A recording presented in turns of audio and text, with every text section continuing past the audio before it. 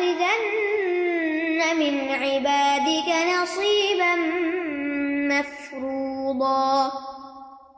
اللہ نے اس پر لعنت کی اور اس نے کہا میں تیرے بندوں میں سے ایک مقرر حصہ ضرور لے کر رہوں گا. اللہ نے اس پر لعنت کی. کس پر لعنت کی؟ شیطان پر. یہ شیطان کی دوسری صفت ہے. یاد رکھیے صفت محمود بھی ہوتی ہے مذموم بھی ہوتی ہے.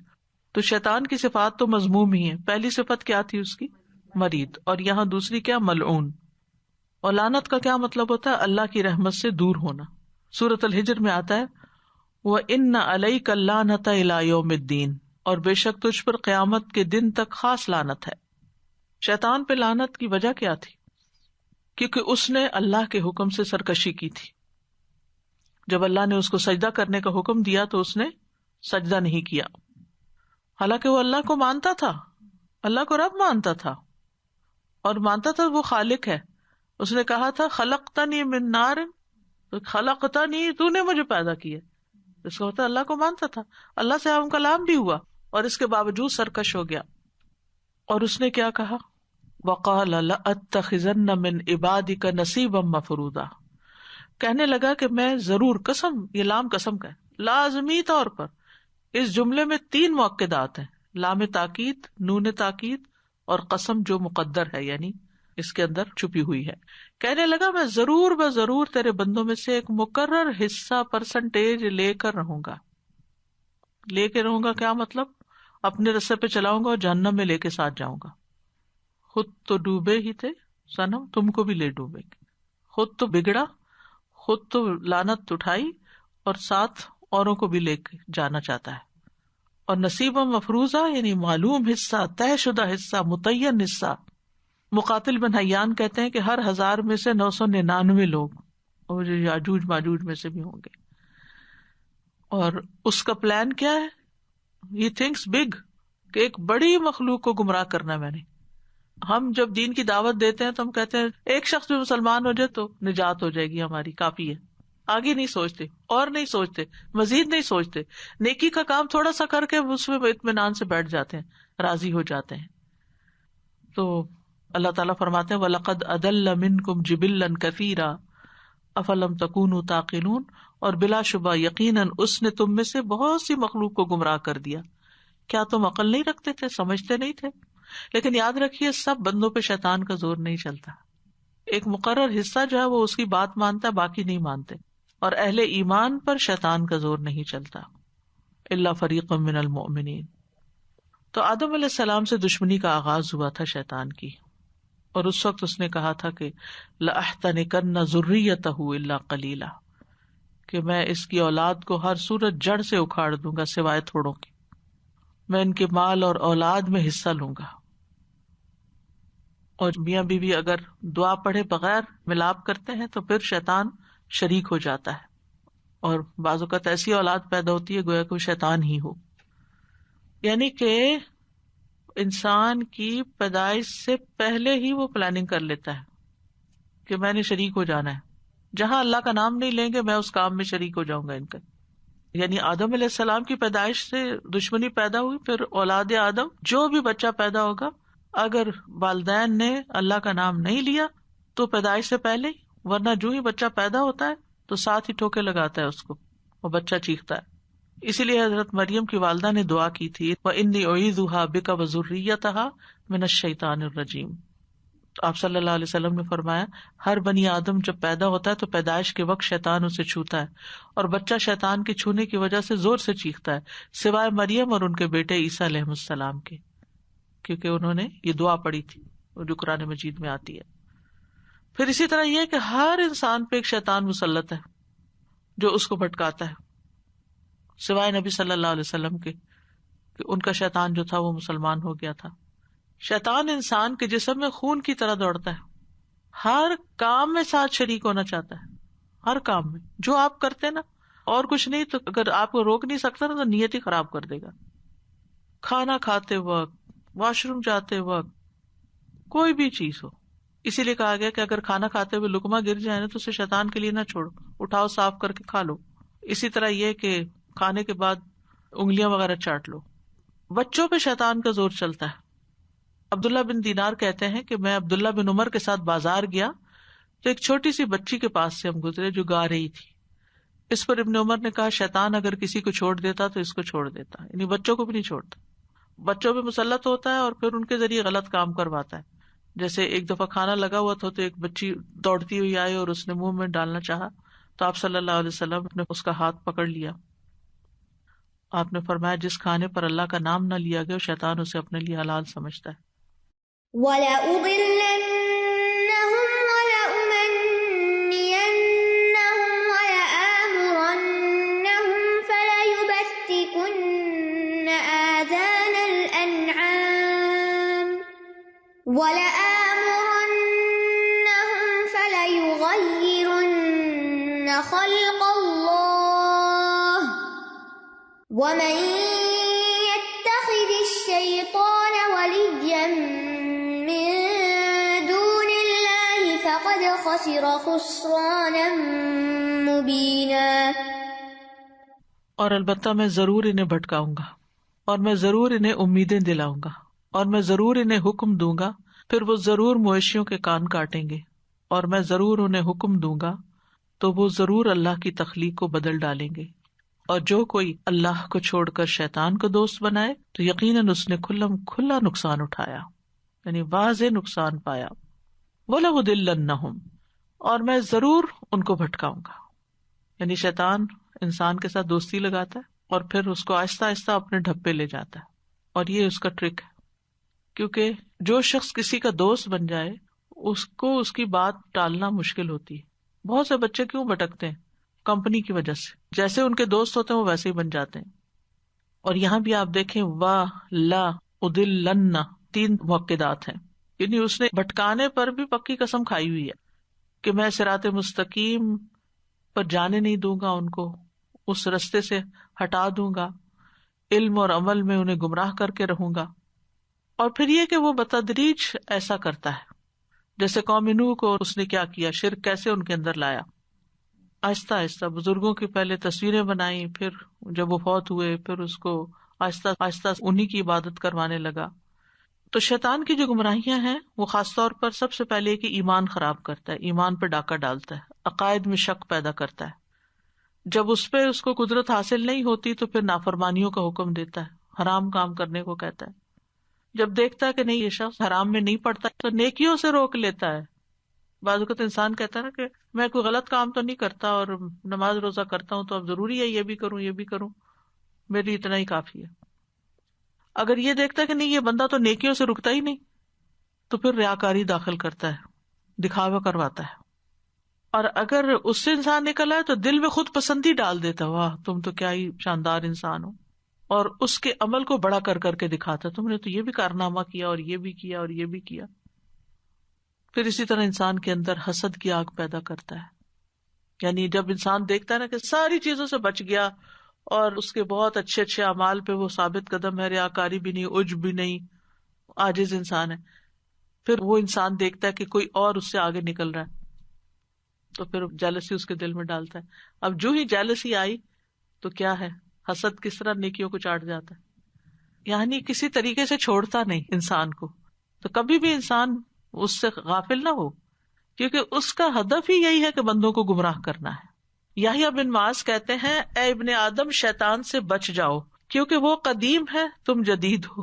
وہ تو بہت ماہر ہو گیا، کب سے لگا ہوا اپنے کام میں. وہ فارغ ہے تم مصروف ہو. اس کا ایک ہی مقصد ہے کہ تمہیں تباہ کرنا ہے، اور تمہارے تو کئی مقصد ہیں، ہم نے تو کئی فیلڈ میں کام کرنا ہوتا ہے. وہ تمہیں دیکھ سکتا ہے، تم اس کو دیکھ بھی نہیں سکتے. تم اسے بھول جاتے، وہ کسی وقت بھی نہیں بھولتا، تمہارے پیچھے ہی لگا رہتا ہے. تمہارا نفس اس کا مددگار ہے، اس کے نفس کی طرف سے تمہارا کوئی مددگار نہیں. تو پھر دیکھیے مقابلہ کتنا سخت ہوا. کبھی بھی یہ نہیں سوچنا چاہیے کہ نہیں شیطان مجھے کچھ نہیں کر سکتا.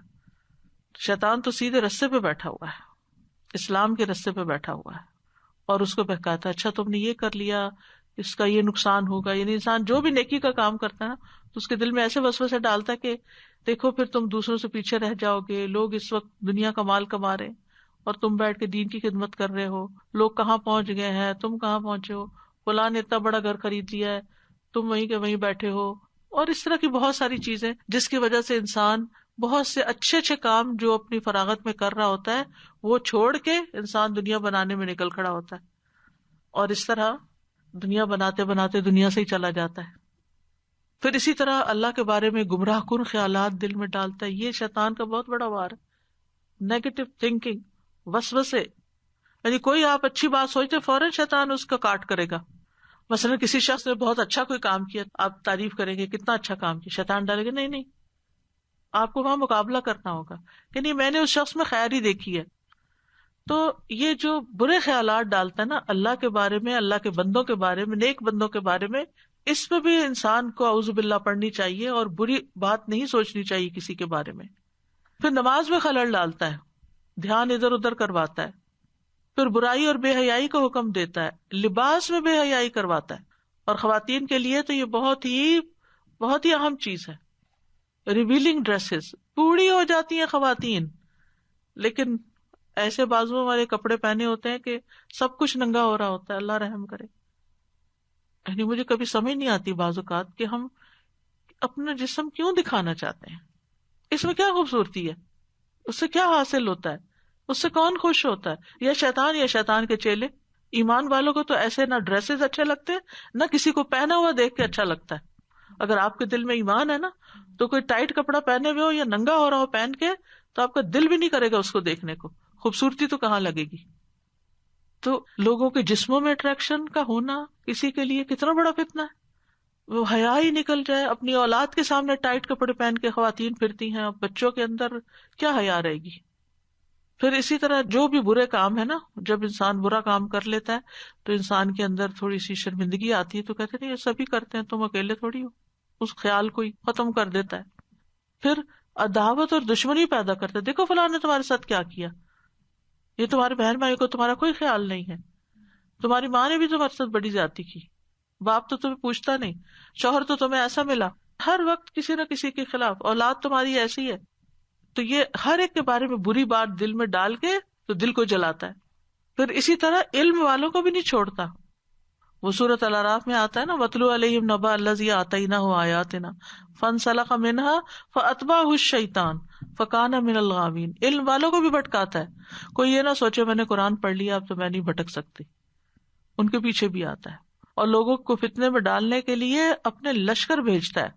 نبی صلی اللہ علیہ وسلم نے فرمایا بے شک ابلیس کا تخت سمندر پہ ہوتا ہے، پس وہ اپنے لشکروں کو بھیجتا ہے تاکہ لوگوں کو فتنے میں ڈالیں. پس ان لشکروں میں سے اس کے نزدیک سب سے بڑے مقام والا وہ ہوتا ہے جو ان میں سے سب سے بڑا فتنہ ڈال کے آتا ہے. پھر اسی طرح شرک پہ ابھارتا ہے، عورت کے ذریعے گمراہ کرتا ہے، اور بھی بہت سے اس کے مکر و فریب ہیں. وَلَأُمَنِّيَنَّهُمْ، اور میں انہیں ضرور لمبی آرزو میں مبتلا کروں گا. امیدیں دنیا کے بارے میں سب سے پہلے تو لمبی عمر کی آرزو. ابھی کافی زندگی پڑی ہے، ابھی تو ہماری عمر ہے، ہم یہ بعد میں کر لیں گے، نیکیاں بعد میں کر لیں گے، ابھی یہ کر لو، ابھی وہ کر لو، نیک عمل بعد میں کر لینا، پھر توبہ کر لینا. یعنی برے برے کاموں کو اس کے لیے خوبصورت بنا کے، گناہوں کو معمولی بنا کے گناہ کرواتا ہے. وہ کہتے ہیں کہ حج کر لینا تو معاف ہو جائیں گے، رمضان آئے گا تو معافی مانگ لینا، عمرہ کر کے چلے جانا، ابھی کر لو جو کرنا ہے، دنیا کے مزے اڑا لو، اور تم کوئی کبیرہ گناہ تو نہیں کر رہے، یہ چھوٹے چھوٹے گناہ تو سبھی کرتے ہیں. آدم علیہ السلام کو کس طرح بہکایا تھا اس نے، آدم علیہ السلام اور حوا علیہ السلام کو قسمیں کھا کے، وعدے کر کے، اور جھوٹی امیدیں دلا کے، اور خیر خواہ بن کے. فَدَلَّاهُمَا بِغُرُورٍ. تو شیطان کا یہ کام ہے برے اعمال مزین کرتا ہے، خواہشات کے ذریعے حملہ کرتا ہے. یعنی خواہشات پہ اگر کوئی کنٹرول کر لیتا ہے نا تو شیطان سے بچ سکتا ہے. پھر جن چیزوں کو ہم حقیر سمجھتے ہیں یہ تو معمولی بات ہے، ان کے ذریعے انسان کے اوپر قابو پاتا ہے. وَلَآمُرَنَّهُمْ فَلَيُبَتِّكُنَّ آذَانَ الْأَنْعَامِ، اور میں ضرور انہیں حکم دوں گا. سب جگہ تینوں تاکیدیں. فَلَيُبَتِّكُنَّ، پھر وہ ضرور کاٹیں گے، آذان الانعام، جانوروں کے کان. بتک کا مطلب ہوتا ہے کاٹنا. یہ اصل میں تھا فَلَيُبَتِّكُونَنَّ، لیکن پھر سہولت کے لیے یبتکن آیا. عربوں کے ہاں یہ تھا کہ جب کوئی، یعنی جیسے اونٹنی ایک مخصوص تعداد میں بچے پیدا کر دیتی تو اس کا کان کاٹ کے بتوں کی نظر اس کو چھوڑ دیتے تھے. جیسے قرآن مجید میں آتا نا ما جعل اللہ من بحیرۃ ولا صائبۃ ولا وسیلۃ ولا حام، اللہ نے نہ کوئی کان پھٹی اونٹنی مقرر کی، نہ کوئی سانڈ چھٹی ہوئی، اور نہ کوئی اوپر تلے بچے دینے والی، اور نہ کوئی بچوں کا باپ اونٹ. یعنی یہ عربوں کے ہاں عام تھا کہ اپنے ہی مویشی جانوروں کو بتوں کے نام پہ وقف کر کے نہ ان کا دودھ پیتے، نہ سواری کرتے، نہ ان سے کوئی کام لیتے، اور یہ شیطانی عمل تھا. ولا آمرنہم، اور میں ضرور ضرور انہیں حکم دوں گا، فلا یغیرن خلق اللہ، تو وہ ضرور اللہ کی خلق کو بدل دیں گے.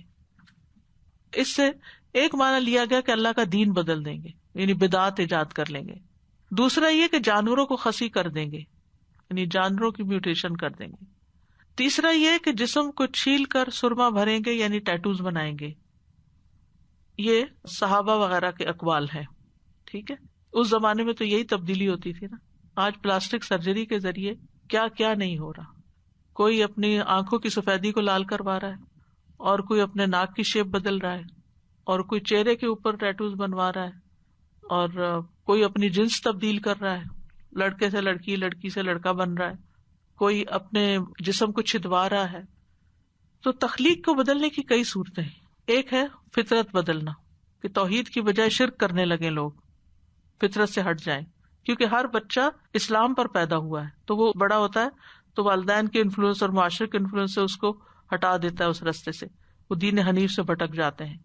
اسی طرح دوسرا قول جو ہے، ایسی تبدیلیاں کرنا جسم میں جس سے شریعت نے منع کیا ہے، جیسے بالوں کے ساتھ بال میں لانا.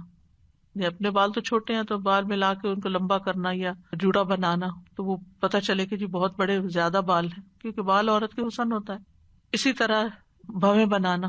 صرف دو صورتیں ہیں، ایک یہ کہ بھویں اتنی لمبی ہو کہ آنکھوں میں پڑ رہی ہوں، جو ایک ایکسیپشنل ہوتی بیماری کے طور پر، بہت بڑے ہو جاتے ہیں بال تو وہ کاٹنے پڑتے ہیں. یا پھر یہ ہے کہ دیکھ کے وحشت آئے کہ یہ شکل ایسی بن جائے کہ جس سے دوسروں کو بہت ہی برا لگے. ادروائز بھووں کو چھوٹا کرنا، کاٹنا، ٹرم کرنا کچھ بھی جائز نہیں. پھر اسی طرح جسم پر گودنے کروانا، یعنی پھول بوٹے بنوانا، اور خوبصورتی پیدا کرنے کے لیے سامنے کے دانتوں میں کشادگی پیدا کرنا، یعنی دانتوں کو گھسوانا وغیرہ. تو یہ ساری چیزیں خلق میں تبدیلی میں آتی ہیں. پھر چہرے پہ داغ لگوانا. جن چیزوں کو بدلنے کی اجازت ہے وہ کیا ہے، جیسے بال کاٹنا، بغلوں کے بال صاف کرنا، زیر ناف بال صاف کرنا، ناخن کاٹنا، یہ خلق میں تبدیلی نہیں ہے. ان کی اجازت دی گئی ہے کیونکہ اس میں بہت سی مصلحتیں ہیں، فائدے ہیں. تو اللہ کی تخلیق پر، اللہ نے ہمیں جس طرح پیدا کیا ہے اس پر راضی نہ ہو کے دینا، یہ اس میں آ جاتا ہے. وَمَن يَتَّخِذِ الشَّيْطَانَ وَلِيًّا، اور جو شیطان کو دوست بنا لے، من دون اللہ، اللہ کو چھوڑ کر، فقد خسر خسرانا مبینا، بہت بڑے خسارے میں پڑ گیا، کیونکہ وہ بھٹک گیا. یعنی جو شیطان سے دوستی کر لے گا، شیطان کی باتیں مانے گا، کیونکہ وہ بندہ دوست نہیں رہتا جس کی بات انسان نہ مانے، لوگ چھوڑ دیتے ہیں ایسے بندے کو. تو شیطان کی دوستی سے مراد شیطان کی اطاعت ہے. یہاں اللہ سبحانہ وتعالیٰ نے ہمیں کیا حکم دیا ہے، ہم شیطان کو دوست بنائیں یا دشمن سمجھیں؟ دشمن سمجھیں. ان الشیطان لکم عدو فاتخذوہ عدوا.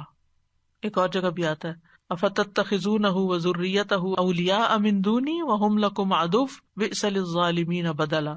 تو کیا تم اسے اور اس کی اولاد کو مجھے چھوڑ کر دوست بناتے ہو، حالانکہ وہ تمہارے دشمن ہیں. وہ شیطان ظالموں کے لیے بہت برا بدل ہے.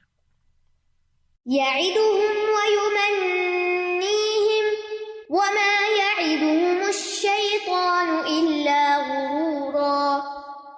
وہ ان سے وعدہ کرتا ہے اور انہیں امیدیں دلاتا ہے، اور نہیں وعدہ کرتا ان سے شیطان مگر دھوکے کا. کیسے وعدے کرتا ہے؟ جھوٹے وعدے. یعنی جب وہ برائی کی طرف لے جاتا ہے تو ان کے دل میں تسلی ڈالتا ہے کہ میں تمہاری مدد کروں گا، لیکن عین موقع پر بھاگ جاتا ہے. اور وعد بمعنی وعید بھی ہے. وعید کا کیا معنی ہوتا ہے؟ ڈرانا. یعنی انسان جب نیکی کے کام کرتا ہے تو اس کو ڈراتا ہے، خوف میں رکھتا ہے. مال خرچ کر رہے ہو فقیر ہو جاؤ گے، حج پہ جا رہے ہو کیا پتہ مر جاؤ وہاں. یعنی کوئی بھی نیکی کا کام انسان کرنے لگتا ہے تو اس کو اس میں اس کا دل نہیں لگنے دیتا. جیسے نماز ہے، وضو ہے، وضو کو مشکل بنا دیتا. نماز پڑھنے میں دل نہیں لگنے دیتا کہ جلدی سے جیسے قید ہو بندہ، بس جلدی ختم کرے. اسی لیے اکثر لوگ تیز تیز جلدی جلدی پڑھ کے اٹھ جاتے ہیں، حتیٰ کہ ذکر کے لیے بھی نہیں بیٹھتے بعد میں. وَيُمَنِّيهِمْ، اور انہیں امیدیں دلاتا ہے، یعنی جھوٹی آرزویں، باطل خواہشات، اور اس طرح کی امیدیں بھی کہ تم کامیاب انسان ہو، تم بڑے نیک ہو، تم تو آخرت میں کامیاب ہی ہوگے. آخرت کی فکر ہی دل سے نکالنے کا کرتا ہے. وما یعدہم الشیطان الا غرورا، اور شیطان تو صرف دھوکے کا ہی وعدہ کرتا ہے، یعنی شیطان کے وعدے دھوکے پر مبنی ہیں. کیسے؟ شیطان جن رستوں پہ انسان کو لے جاتا ہے وہ بظاہر خوبصورت ہوتے ہیں، لیکن نتیجہ ان کا کیا نکلتا ہے دنیا میں بھی. مثلا کہتا ہے چوری کرو، مفت میں مال ہاتھ آ جائے گا، لیکن نتیجہ کیا ہے کہ ہاتھ کٹ پا بیٹھے انسان. آج کل تو خیر یہ نہیں ہے، لیکن بدنامی اور حرام مال میں برکت کہاں سے ہوتی ہے؟ ایسے مال میں تو برکت ہی نہیں ہوتی. اسی طرح خیانت، اسی طرح اور چیزیں. اور سب سے بڑی بات یہ کہ قیامت کے دن وہ کہے گا کہ وَوَعَدتُّكُمْ فَأَخْلَفْتُكُمْ وَمَا كَانَ لِيَ عَلَيْكُمْ مِنْ سُلْطَانٍ إِلَّا أَنْ دَعَوْتُكُمْ فَاسْتَجَبْتُمْ لِي فَلَا تَلُومُونِي وَلُومُوا أَنفُسَكُمْ. اور شیطان کہے گا جب سارے کام کا فیصلہ کر دیا جائے گا کہ بے شک اللہ نے تم سے وعدہ کیا، سچا وعدہ، اور میں نے تم سے وعدہ کیا تو میں نے تم سے خلاف ورزی کی، میرا تم پہ کوئی زور نہ تھا سوائے اس کے کہ میں نے تمہیں بلایا اور تم نے میرا کہنا مان لیا. اب مجھے ملامت نہ کرو، اپنے آپ کو ملامت کرو. میں تمہاری فریاد کو پہنچنے والا نہیں ہوں اور نہ تم میری فریاد کو پہنچ رہے ہو. یعنی یہ سارے وعدے جو دنیا میں وہ کرتا ہے کہ میں تمہارے ساتھ ہوں، میری خاطر یہ کر لو، قیامت کے دن بالکل بری و ذمہ ہو جائے گا. أولئك مأواهم جهنم ولا يجدون عنها محيصا. وہی لوگ ہیں جن کا ٹھکانہ جہنم ہے اور وہ اس سے کوئی جائے پناہ نہ پائیں گے. محیص کہتے ہیں بھاگنے کی اور فرار ہونے کی جگہ، یعنی کوئی چھپنے کی جگہ مل جائے انسان کو. مراد یہ ہے یہاں کہ ایسے لوگوں کے لیے جہنم ہی ٹھکانہ ہے جہاں سے بھاگ نکلنے کی کوئی اور جگہ نہیں ملے گی. ان کو کہیں کوئی پروٹیکشن نہیں ہوگی کہ آگ سے بچ سکے. ولا یجدون عنہا محیصا، یہ شیطان کے پیروکاروں کا انجام بتایا گیا ہے کہ جو لوگ شیطان کے قدموں کی پیروی کرتے ہیں، اس کے ساتھ چلتے ہیں، وہ شیطان کے ساتھ ہی جہنم میں گریں گے اور وہاں سے پھر کبھی نکل نہ سکیں گے. شدید ڈراوا ہے شیطان کے پیروکاروں کے لیے کہ انسان اس کے وسوسوں کی پیروی نہ کرے، اس کے دھوکے سے بچے، اس کے جھوٹے وعدوں سے بچے، اس کی دلائی ہوئی آرزوؤں سے بچے. تو ہر اس انسان کے لیے یہاں دھمکی ہے ایک طرح کی جو بھلائی کا راستہ چھوڑ دیتا ہے اور شیطان کا راستہ اختیار کر لیتا ہے. یہ انجام بہت خطرناک ہے. تو انسان کو شیطانی چالوں سے بچنے کے لیے اللہ سے مدد مانگنی چاہیے. اعوذ باللہ من الشیطان الرجیم اسی لیے سکھایا گیا. اور بہت سی معوذات ہیں جس میں اللہ کی پناہ لی گئی ہے شیطان کے شر سے بچنے کے لیے، کیونکہ مضبوط مومن شیطان پہ بہت بھاری ہوتا ہے. ٹھیک ہے. اور ویسے بھی ہمیں کہا گیا کہ اگر شیطان کوئی وسوسہ ڈالے تو کیا کرو، وَإِمَّا يَنزَغَنَّكَ مِنَ الشَّيْطَانِ نَزْغٌ فَاسْتَعِذْ بِاللَّهِ، اللہ کی پناہ لو. پھر اسی طرح سورۃ البقرہ کی قرات ہے گھر میں، البقرہ کی آخری 2 آیتیں رات کے وقت پڑھنا، آیت الکرسی پڑھنا، ہر کام سے پہلے بسم اللہ پڑھنا، دن میں 100 دفعہ لا الہ الا اللہ وحدہ لا شریک لہ لہ الملک و لہ الحمد وہو علی کل شیء قدیر پڑھنا. حدیث میں آتا ہے کہ جو شخص یہ پڑھے گا اسے 10 غلاموں کو آزاد کرنے کا ثواب ملے گا، 100 نیکیاں لکھی جائیں گی اس کے لیے، 100 برائیاں مٹا دی جائیں گی، اور اس دن وہ شام تک شیطان کے شر سے محفوظ رہے گا، اور کوئی شخص اس دن اس سے بہتر عمل کرنے والا نہیں سمجھا جائے گا سوائے اس کے جو اس سے زیادہ کرے. پھر اسی طرح گھر سے شیطانی چیزیں نکال دینی چاہیے جن کی وجہ سے شیطان جو ہے وہ گھروں میں بسیرا کرتا ہے، جیسے گھنٹیاں، میوزک، یہ شیطانی اوزار ہیں. رسول اللہ صلی اللہ علیہ وسلم نے فرمایا الجرس مزامیر الشیطان، گھنٹی شیطان کا باجا ہے، شیطان اسے بجا کے خوش ہوتا ہے نا. پھر تو اب بچوں کے کھلونوں میں آپ دیکھیں، ٹوائز میں آپ دیکھیں کس قدر میوزک بھرا ہوا ہے، اور سارا دن بچے بیٹھ کے ہم کہتے ہیں نہیں ہم ان کو اسکرین نہیں دے رہے، ہم ٹوائز دے رہے ہیں، اور کبھی ایک چیز پہ ہاتھ رکھتے ہیں تو ایک لیرک بجتی ہے، کبھی دوسری کبھی تیسری، اور حتیٰ کہ پیانو بھی بچوں کو لا دیتے ہیں. حیرت ہوتی ہے، سمجھ نہیں آتی کہ یعنی اگر بچوں کو یہی ٹریننگ ہم دے رہے ہیں تو بڑے ہو کے پھر ان کے شوق کیا ہوں گے. پھر آپ انہیں روکیں گے کہ نہیں یہ ٹھیک نہیں ہے، تو آپ نے تو بچپن میں ہی ان کے دماغ میں بٹھا دیا کہ یہی کھیلنے کی چیز اور انجوائے کرنے کی چیز ہے. اسی طرح گھر سے تصویریں اور کتا ان کو بھی نکال دینا چاہیے، تصویریں سامنے نہیں لٹکانی چاہیے، کیونکہ جس گھر میں تصویر ہو یا کتا ہو شیطان کا بسیرا ہوتا ہے وہاں، اور فرشتے جو ہے وہاں سے چلے جاتے ہیں. تو ان آیات میں ہمیں بتوں کی حقیقت بھی پتہ چلی، اور بتوں پر شیطان کا تسلط، اور پھر دیگر لوگوں پر بھی شیطان کا تسلط، اور شیطان جو ہے وہ ایک ریالٹی ہے اور اس سے بچنے کی ہمیں تعلیم دی گئی ہے. اور شیطان خواہشات کے راستے سے آتا ہے، جھوٹی امیدوں کے راستے سے آتا ہے، لہذا انسان کو ان چیزوں سے بچنا چاہیے۔ رحمۃ اللہ وبرکاتہ۔ استاذہ جی یہ جو آپ نے بتائی ابھی بچوں کے کھلونوں کی بات، کیا ہر گھر کے باہر وہ گھنٹیاں سی لگی ہیں جو ہوا کے ساتھ نہیں ٹنگ ٹنگ ٹنگ ٹنگ مسلسل بجتی رہتی؟ وہ کسی نے صبح ہی مجھ سے پوچھا، جیسے یہ ہم نے پڑھی نا کہ شرک نہیں کرنا چاہیے، اللہ تعالیٰ کے اسماء و صفات میں نہیں کرنا چاہیے، تو کسی نے کہا درود تاج کیوں نہیں پڑھ سکتے؟ تو میں نے کہا اگر آپ اس کے معنی دیکھیں تو اس میں ہے دافع البلاء والوباء والقحط والمرض، رسول اللہ صلی اللہ علیہ وسلم کے بارے میں، لیکن وہ نہیں مان کے دے رہی تھی۔ میں نے کہا اللہ سبحانہ و تعالیٰ ہی کو راضی کرنے کے لیے اگر آپ اللہ ہی کی نافرمانی کر رہے ہیں تو پھر سبحان اللہ نہیں مانتے۔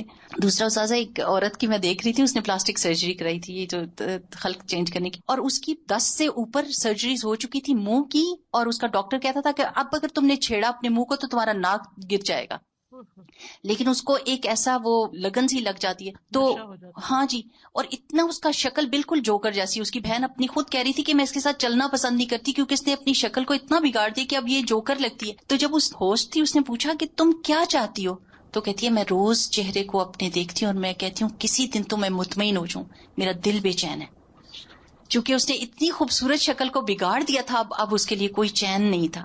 استغفر اللہ۔ استاذہ یہ خسی کرنا جو ہے وہ پھر غلط کام ہے؟ حالانکہ یہ تو پیٹس جو رکھتے ہیں گھر میں ہم لوگ تو یہ تو کرواتے ہیں، یعنی ہم نے ان کو اپنے لیے ٹوائے بنا لیا، یعنی ان کی فطرت تبدیل کر دی نا۔ مجھے تو زیادتی لگتی ہے، میرا دل تو نہیں مانتا۔